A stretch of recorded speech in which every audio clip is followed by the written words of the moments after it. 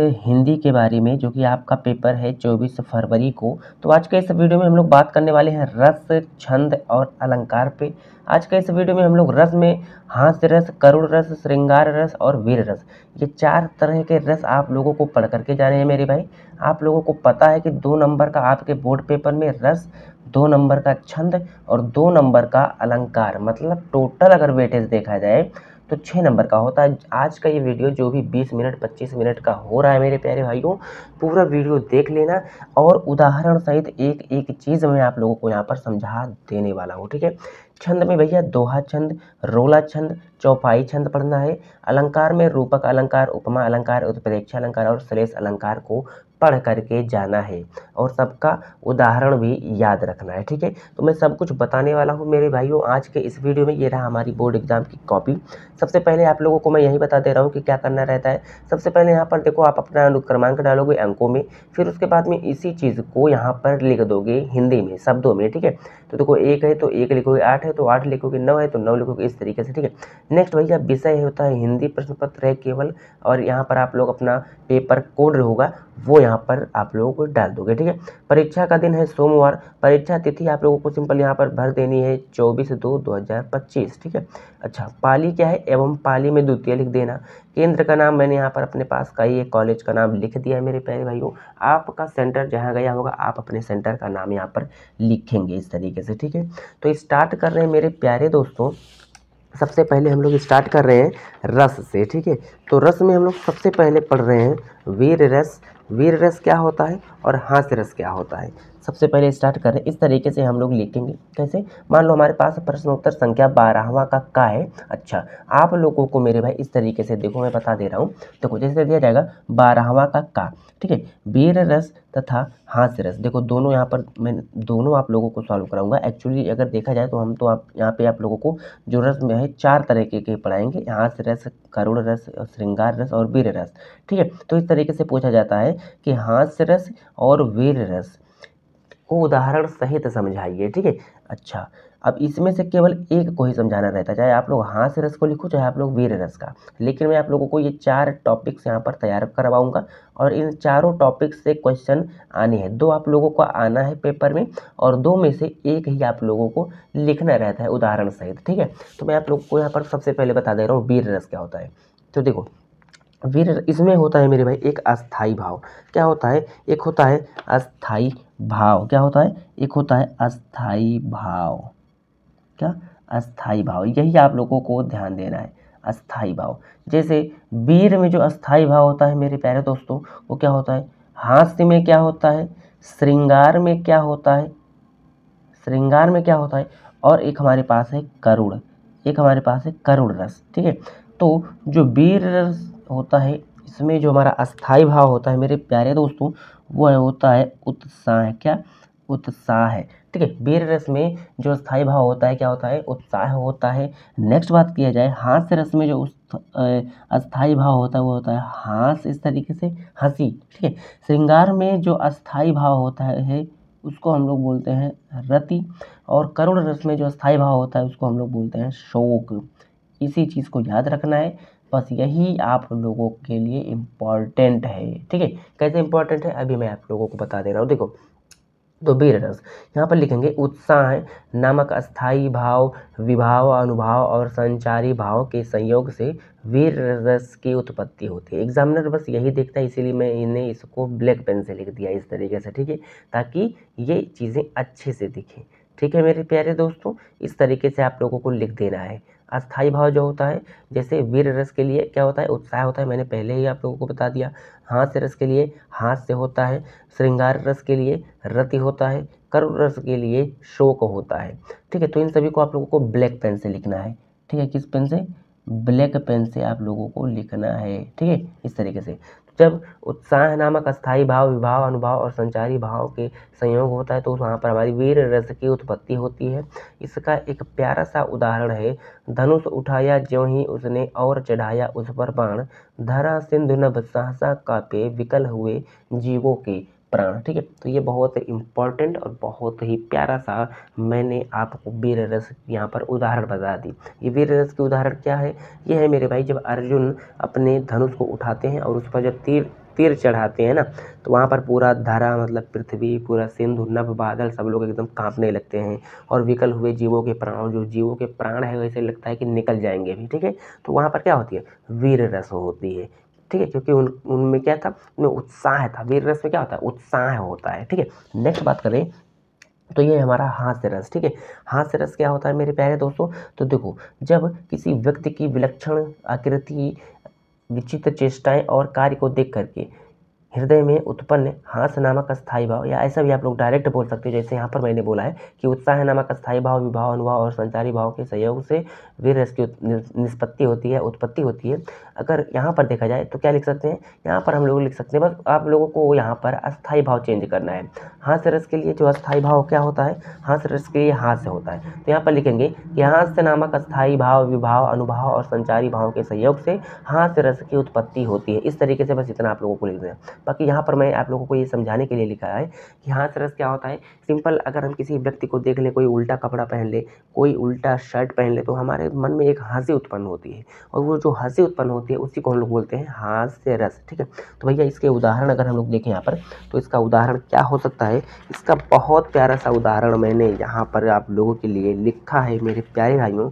इसका उदाहरण मैंने लिखा है कि हाथी जैसी देह, गधे जैसी चाल, तरबूजे सी खोपड़ी, खरबूजे से गाल। ठीक है, देखो यहाँ पर मान लो कोई व्यक्ति है जिसका शरीर कैसा है, हाथी जैसा है, हाथी जैसा देह, मतलब देह का मतलब शरीर, शरीर कैसा, हाथी जैसा है, गैंडे जैसी चाल, और उसकी चाल कैसी है, गैंडे जैसी है, और तरबूजे से खोपड़ी है, तरबूजे से उसकी खोपड़ी बहुत बड़ी है, और खरबूजे सा उसका गाल है। तो उसको हम लोग देखेंगे, वो अगर कोई व्यक्ति बहुत मोटा है और गैंडे जैसा चलता है, तो हमारे मन में एक हंसी उत्पन्न होती है, जो अंदर विनोद, जो अंदर उत्पन्न हमारी हंसी होती है, उसी को हम लोग क्या बोलते हैं, हास्य रस। ठीक है भैया, तो ये भी आई होप कि आप लोगों को यहाँ पे समझ में आ गया है। अब हमारे पास नेक्स्ट आता है, नेक्स्ट क्वेश्चन है, नेक्स्ट टॉपिक है हमारे पास मेरे भाई इस तरीके से, श्रृंगार रस। क्या, श्रृंगार रस। तो श्रृंगार रस क्या होता है, श्रृंगार रस में मेरे भाई रति नामक अस्थायी भाव, मैंने आपको अभी जस्ट यहाँ पर बताया है मेरे प्यारे दोस्तों, मैंने अभी आप लोगों को यहाँ पर बताया भी है, इस तरीके से मैं आप लोगों को यहाँ पर दिखा सकता हूँ। ठीक है, हाँ देखो श्रृंगार रस, श्रृंगार रस में क्या होता है, रति। तो जब रति नामक अस्थायी भाव देखो रति नामक अस्थायी भाव जब विभाव, अनुभाव और संचारी भाव से पूर्ण होकर रस निष्पत्ति करता है, तो उसे ही श्रृंगार रस कहते हैं भैया। अब ये देखो, इसे यानी श्रृंगार रस को क्या बोला जाता है, रसों का राजा बोला जाता है। श्रृंगार रस को क्या बोला जाता है मेरे भाई, रस का राजा। ठीक है, चलिए अच्छा, H2SO4 जो होता है, ये देखो H2SO4, इसको हम लोग क्या बोलते हैं, सल्फ्यूरिक एसिड। ये सल्फ्यूरिक एसिड जो होता है मेरे भाई, इसको हम लोग बोलते हैं अम्लराज। क्या, अम्लराज, एसिड किंग। ये सभी एसिड्स का, सभी अम्लों का राजा होता है। उसी तरीके से जो हमारा श्रृंगार रस है, यह सभी रसों का क्या है, राजा है। ठीक है, नेक्स्ट, श्रृंगार रस क्या होता है मेरे प्यारे दोस्तों, तो जब रति नामक अस्थायी भाव, विभाव, अनुभाव एवं संचारी भाव से संयोग होता है, तो वहाँ पर हमारा श्रृंगार रस की उत्पत्ति होती है। ठीक है, अब देखो ये रस क्या होता है, ये रस दो प्रकार से होता है, संयोग, ये जो श्रृंगार रस है ये दो प्रकार का, एक संयोग श्रृंगार, एक वियोग श्रृंगार। मेरे नन्हे मुन्ने प्यारे भाइयों बहनों, आप लोग ध्यान से सुनना मेरी बातों को, मैं क्या बोल रहा हूँ। मैंने बोला श्रृंगार रस में क्या होती है कि रति नामक अस्थायी भाव जब विभाव, अनुभाव और संचारी भाव से पूर्ण होकर रस की निष्पत्ति करता है, तो उसे हम लोग क्या बोलते हैं, श्रृंगार रस कहते हैं। अब देखो श्रृंगार रस में क्या होता है, ये दो प्रकार का होता है, एक संयोग श्रृंगार, एक वियोग श्रृंगार। तो देखो अभी हाल ही में वैलेंटाइन डे चल रहा था, वैलेंटाइन डे। ठीक है, तो वहाँ पर क्या हो रहा था मेरे भाई, किसी के ब्रेकअप हुए होंगे, तो और किसी के क्या होंगे, किसी के और नए पार्टनर मिले होंगे, है ना। तो वहाँ पर क्या होता है मेरे भाई, देखो संयोग श्रृंगार में क्या होता है कि जहाँ नायक नायिका का मिलन होता है, सिंपल जहाँ पर लड़का लड़की का मिलन होता है, हाँ यही वाला मिलन जो आप लोग सोच रहे हो, ठीक है, जो आपके मन में इस समय ख्याल चल रहे हैं ठीक है, वही है। तो संयोग श्रृंगार क्या होता है, जहाँ नायक नायिका का मिलन होता है वहाँ संयोग श्रृंगार होता है। उदाहरण है, मेरे तो गिरधर गोपाल दूसरों ना कोई, जाके सिर मोर मुकुट मेरो पति सोई। ठीक है, तो ये मेरे प्यारे दोस्तों यहाँ पर एक प्यारा सा एग्जाम्पल है संयोग श्रृंगार का। ठीक है, संयोग श्रृंगार का। ठीक है। नेक्स्ट बात करते हैं मेरे प्यारे दोस्तों वियोग श्रृंगार। तो देखो संयोग श्रृंगार में क्या हो रहा था कि जब नायिका और नायक, नायिका का मतलब क्या हो गया लड़की, नायक का मतलब क्या हो गया लड़का, तो जब लड़की लड़का का मिलन हो रहा था तो वहाँ पर क्या हो रहा था संयोग, संयोग मतलब जुड़ना, सिंपल सी बात है यार। अब वियोग में क्या होगा, वियोग में टूटना, वियोग मतलब क्या होगा टूटना, सिंपल, ठीक है। तो देखो दूसरा है वियोग श्रृंगार। वियोग श्रृंगार क्या होता है कि जहाँ नायक व नायिका के विरह अवस्था यानी बिछड़ना, ठीक है, यानी बिछड़ना, यानी बच्चों जब नायक और नायिका यानी लड़का और लड़की की ब्रेकअप वाली बात यहाँ पर आ गई है ना, इसीलिए मैंने आपको वैलेंटाइन डे वाली बात याद दिलाई, ठीक है। अब आप लोगों को समझ में आ ही गया होगा, ठीक है, क्योंकि आप लोगों को ऐसे में तो समझ में आता नहीं है। ओ भैया गजब का पढ़ाने का तरीका है ना। तो जहाँ नायक व नायिका की विरह अवस्था की बात होती है वो होता है हमारा वियोग श्रृंगार, ठीक है। अच्छा उदाहरण है निस दिन बरसत नयन हमारे सदा रहत पावस ऋतु हम पर जब ते श्याम सिधारे, ठीक है।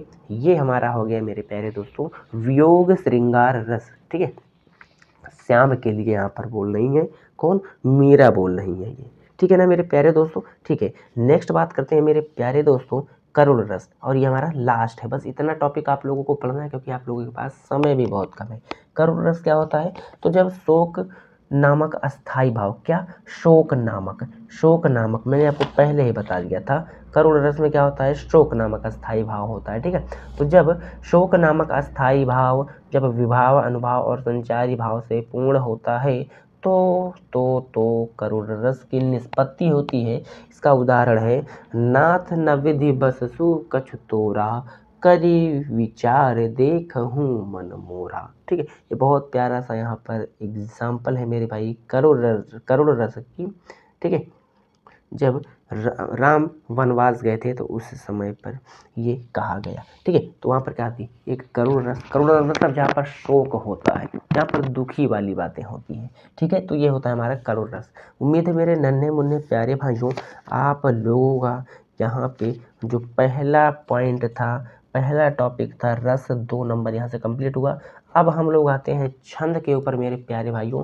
छंद क्या होते हैं सबसे पहले हम लोग बात करते हैं, तो छंद में हम लोगों को सबसे पहले पढ़ना है मेरे प्यारे दोस्तों दोहा छंद हम लोग पढ़ते हैं। स्टार्ट करते हैं मेरे प्यारे भाइयों दोहा छंद। इस तरीके से हम लोग लिखेंगे, ठीक है। मान लो अगर गा वाला ऑप्शन है कि दोहा छंद और रोला छंद, दोहा अथवा रोला छंद के परिभाषा एवं उदाहरण दीजिए, ठीक है। तो इस तरीके से हम लोग लिखेंगे, कोई एक लिखना रहता है, मैंने आपको पहले ही बता दिया है। इस तरीके से हम लोग को ऊपर में हेडिंग डालेंगे प्रश्नों का और लिखेंगे दोहा छंद। दोहा छंद क्या होता है मेरे भाई, यह एक अर्ध सममात्रिक छंद होता है। इसमें 4 चरण होते हैं। इसके दूसरे और चौथे चरण में 11 मात्राएं होती हैं। पहला और तीसरे चरण में 13 मात्राएं होती है। इसके लक्षण है, पहला लक्षण इसका है मेरे भाई तुक दूसरे चरण के चौथे चरण से मिलता है, और दूसरा इसका लक्षण है सम चरणों के अंत में गुरु और लघु होना चाहिए। अब मैं आप लोगों को यहाँ पर एक छोटा सा बात बताने वाला हूँ, बिल्कुल मेरे बहुत छोटा सा बात है। आइए बात कर लेते हैं इस छोटे से बात पर, ठीक है। देखो ध्यान से हमारी बातों को सुनना मेरे प्यारे दोस्तों। देखो मैंने आपसे क्या बोला कि जो दोहा छंद होता है यह एक अर्ध सम्मात्रिक मतलब होता है मेरे भाई। इसके एक चरण में देखो ये एक लाइन है, एक लाइन में इस तरीके से ये टोटल इसमें 4 चरण है। पहला चरण ये हो गया, देखो कॉमा के इतना पहला चरण, ये दूसरा चरण, ये तीसरा चरण भैया, ये चौथा चरण। यहाँ तक तो पहली बात समझ में आ गई। दूसरी बात आप लोगों को ध्यान दीजिए, यह एक अर्ध सममात्रिक छंद है। कैसे कैसे यहाँ पर देखो तो इतने में अलग मात्रा है, इतने में अलग मात्रा, इसीलिए हम लोग इसको बोलते हैं अर्ध सममात्रिक। अर्ध सममात्रिक अगर ये इन दोनों में क्या होता है मेरे भाई समान मात्रा होती है, और इन दोनों में समान मात्रा होती है इस तरीके से, तो हम क्या बोलते हैं इसको, हम लोग बोलते हैं सममात्रिक छंद। अभी चौपाई हम लोग जब पढ़ेंगे तो वह सममात्रिक छंद होता है, उसमें अभी मैं आप लोगों को बता दूंगा, ठीक है। अच्छा अब इसमें जैसा ये है मेरे भाई दूसरे और चौथे चरण में, जैसे दूसरा चरण ये है, पहला चरण ये, दूसरा चरण ये, तीसरा ये, चौथा ये, तो दूसरे और चौथे चरण में कितनी कितनी मात्राएं होती है मेरे प्यारे भाइयों, 11 11 11 11 मात्राएं होती हैं। मतलब दूसरे चरण में भी 11, दूसरे और चौथे चरण में भी 11। कैसे इसको हम लोग काउंट करेंगे अभी मैं आप लोगों को बता दे रहा हूँ एक टॉपिक और यहाँ पर आप लोगों को पढ़ना है कैसे मात्रा को हम लोग यहाँ पर बात करते हैं, ठीक है। तो देखो यहाँ पे मात्राएं मेरे भाई दो प्रकार से आप लोग देख सकते हो, एक तो ये वाला मात्रा, एक तो ये वाला मात्रा। ये वाली मात्रा को हम लोग बोलते हैं मेरे प्यारे दोस्तों दीर्घ मात्रा, ठीक है। दीर्घ या इसी को हम लोग बोल देते हैं गुरु मात्रा, ठीक है। और ये हमारी होती है क्या, ये हमारी होती है लघु मात्रा, ठीक है। अच्छा, जहाँ पर ये रहता है इसका मतलब होता है हम लोग एक काउंट करते हैं, और जब इस तरीके से होता है दीर्घ वाला या गुरु मात्रा जब लगा होता है इसका मतलब होता है दो काउंट करते हैं। जैसे अगर यहाँ पर बात की जाए तो ये है, ये क्या है, ये लघु मात्रा है ये वाला, ठीक है। तो यहाँ पर हम लोग इसको कैसे काउंट करेंगे, 1 2 3 4। अब ये देखो ये गुरु वाला है यानी दीर्घ वाला है, तो इसको हम लोग दो काउंट करते हैं, एक को हम लोग दो काउंट करेंगे। तो ये क्या हो गया, 2 2 4, 4 यहाँ पे और 4 यहाँ पे, 8 हो गया। दो ये भी क्या है मेरे भाई, ये भी गुरु वाला है, तो इसको हम लोग दो काउंट करेंगे एक को, ठीक है। तो देखो 2 2 4 इधर हो गया, 4 हो गया, 4 2 6 2 8 और 2 10, 1 11 2 13। तो पहला चरण देखो 13, पहले चरण में कितना मात्रा हो गया मेरे प्यारे दोस्तों, 13।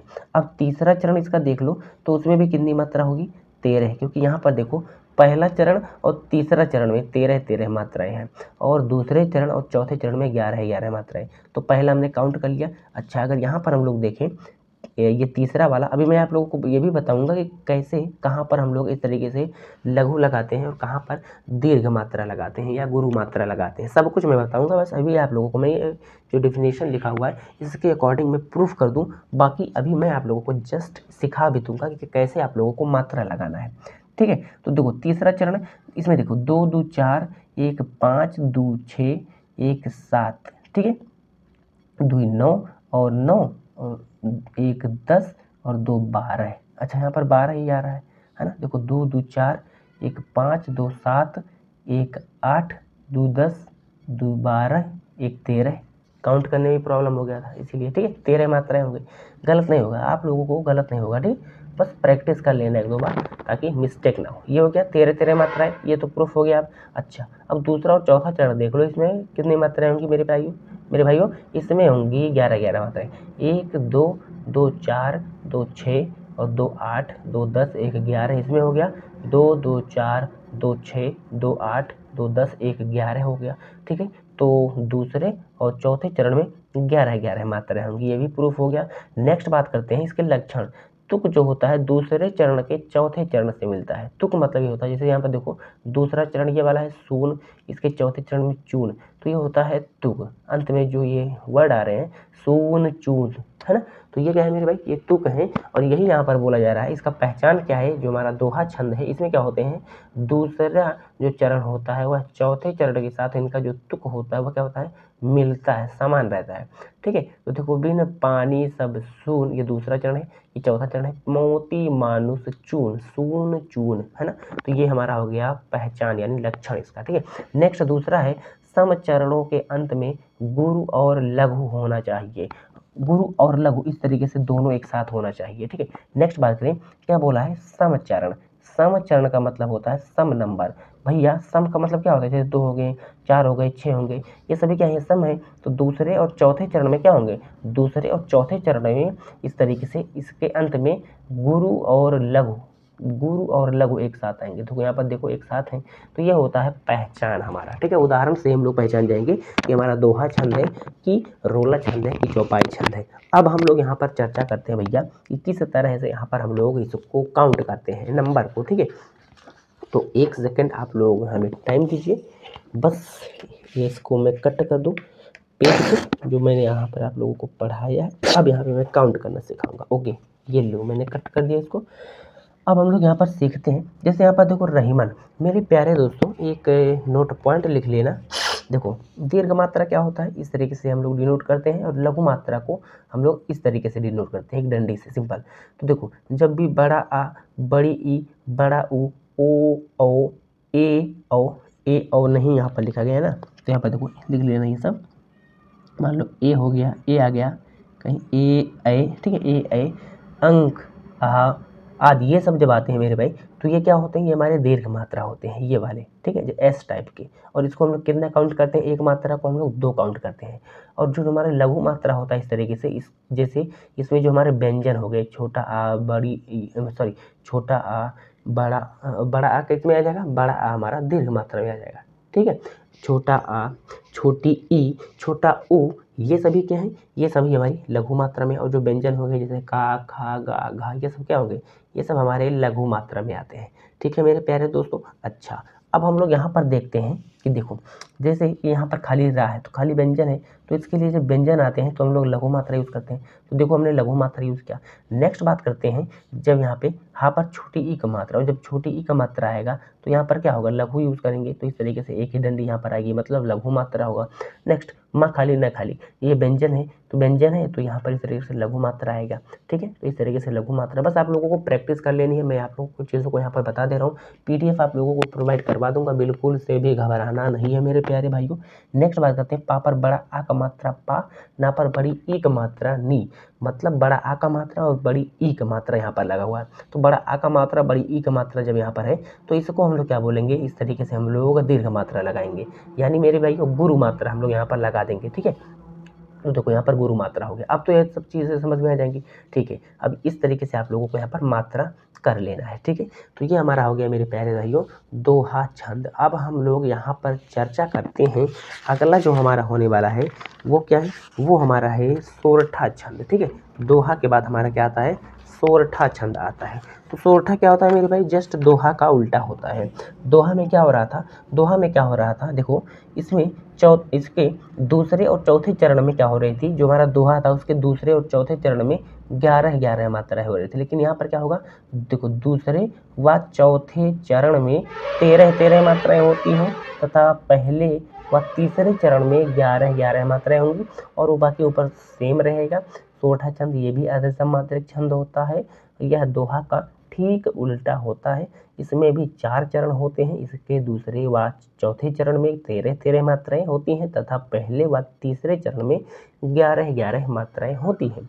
लक्षण क्या है, इसका लक्षण है मेरे भाई, तुक जो होता है प्रथम व तृतीय चरण में होता है, जैसे तुक जैसे होए सोए, ठीक है। तो ये देखो ये जो है तुक जो है प्रथम और तृतीय, ये प्रथम है, ये तृतीय है, ये द्वितीय है, ये चतुर्थ चरण है। ये तो आप लोगों को समझ में आ गया, चतुर्थ मतलब चौथा भैया, है ना, ठीक है।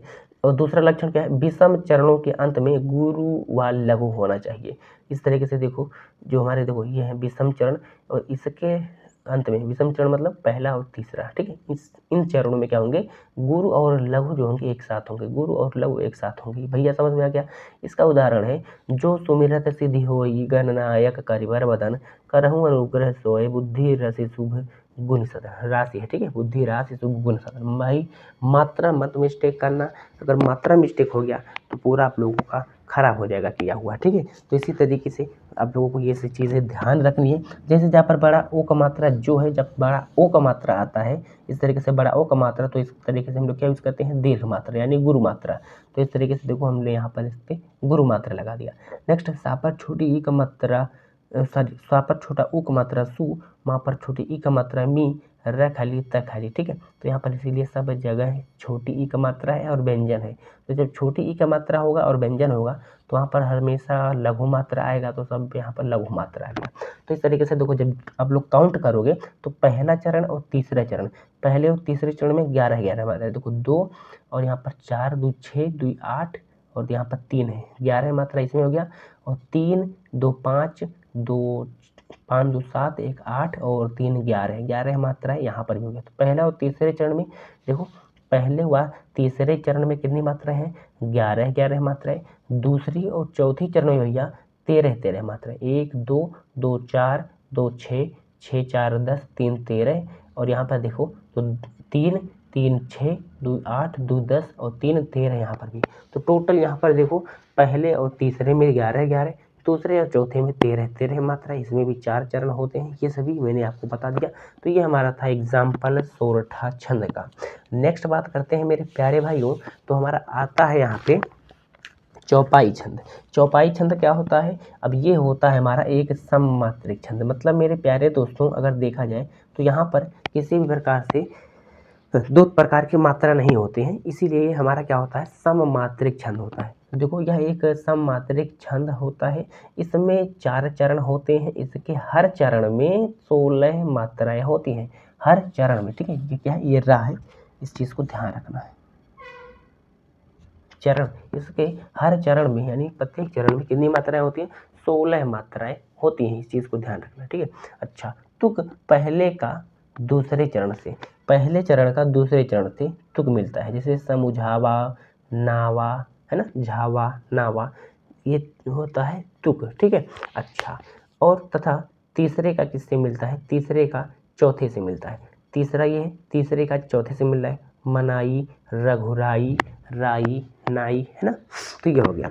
अब यहाँ पे इसका एग्जाम्पल है, यही विधि राम सब ही समुझावा, गुरु पद पदुम हरसी सिरुनावा, है ना। ये भी देखो कितना मजा आ रहा है यार, बहुत मजा आ रहा है ना। गणपति गौरी गिर सुमनाई, चले आशीष पाई रघुराई। ठीक है, तो ये मेरे भाइयों आप लोगों को काउंट कर लेना है। अच्छा, मैं काउंट करके बता दे रहा हूँ। देखो 2 2 4 2 6 1 7 8 9 10 1 11 1 12 और ये 4 16, इसमें 16, इसमें भी 16, इसमें 16, सब में 16 16 मात्राएं होती हैं, और ये हमारा होता है चौपाई छंद। तो उम्मीद है भैया अभी तक हमने क्या पढ़ा, अभी तक के वीडियो में हमने रस और छंद को कंप्लीट कर लिया। अब आते हैं भैया अलंकार के ऊपर। तो अलंकार में सबसे पहले हमारे पास क्या आ रहा है, सबसे पहले अलंकार में हमारे पास आ रहे हैं हमारे पास सबसे पहले कौन है अलंकार में, उत्प्रेक्षा अलंकार, श्लेष अलंकार, इन सब को हम लोग पढ़ेंगे। तो सबसे पहले हम लोग पढ़ेंगे यहाँ पर श्लेष अलंकार को। ठीक है, इस तरीके से प्रश्नोत्तर होंगे हमारे, इसको तो आप लोग लिखना समझ ही गए होंगे, आई होप कि।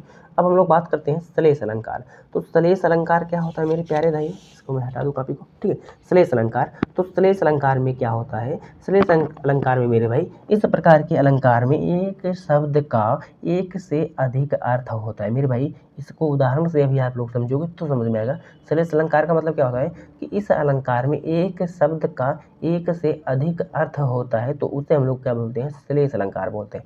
एग्जाम्पल है, चरण धरत चिंता करत, चितवत चारों ओर, सुबरन को खोजत फिरत, कवि व्यभिचारी चोर। जैसे यहाँ पर देखो ये जो सुबरन शब्द है मेरे प्यारे भाई को, इसका यहाँ पर 3 अर्थ है। क्यों, एक कवि के रिस्पेक्ट में, कवि के लिए जो सुबरन का अर्थ है वो क्या है मेरे भाई, यहाँ पर देखो, यहाँ पर मैंने बहुत अच्छे से लिखा है। यहाँ सुबरन का प्रयोग इस तरीके से आप लोग पेपर में भी लिखोगे। ठीक है, सुबरन का प्रयोग एक बार किया गया है, किंतु पंक्ति में प्रयुक्त सुबरन शब्द के 3 अर्थ हैं। कवि के संदर्भ में सुबरन का अर्थ अच्छे शब्द हैं, व्यभिचारी के संदर्भ में सुबरन का अर्थ सुंदर वर है, और सुबरन का जो अर्थ है चोर के रिस्पेक्ट में वो है सोना। क्या, सोना। ठीक है, देखो यहाँ पर लिखा हुआ है सुबरन का अर्थ क्या है, सोना है, चोर के संदर्भ में।